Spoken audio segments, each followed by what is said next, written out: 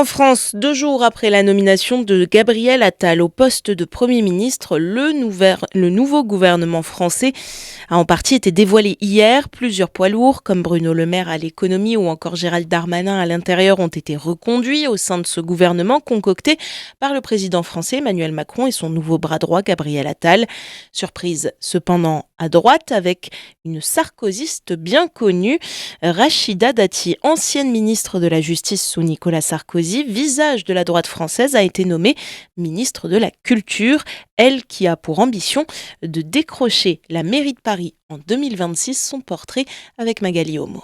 C'est le coup politique de ce remaniement, le débauchage de la très médiatique Rachida Dati, son sens de la répartie, de la punchline qui s'est parfois illustré contre ses nouveaux amis macronistes. En Marche, c'est quoi? C'est des traites de gauche, des traites de droite. Ça se réduit à quoi En Marche? À Emmanuel Macron. Des formules ciselées qu'elle réserve ces dernières années essentiellement à sa rivale, la maire socialiste de Paris, Anne Hidalgo. Cette présence est aussi anecdotique que votre score à l'élection présidentielle d'1,7%. Oui, ça fait mal. Et si elle rejoint le gouvernement aujourd'hui, c'est bien dans cette optique. La conquête de Paris dans 2 ans, poste dont elle rêve depuis 2008, et son élection dans l'un des arrondissements les plus huppés. Elle qui a passé son enfance dans un HLM de ville moyenne, fille d'un maçon marocain et d'une mère de famille algérienne, bosseuse, acharnée, culottée, déterminée.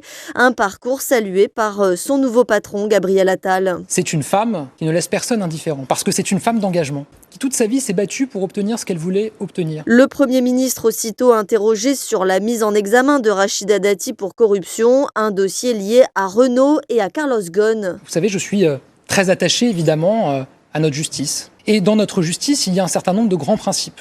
Et il y a notamment la présomption d'innocence.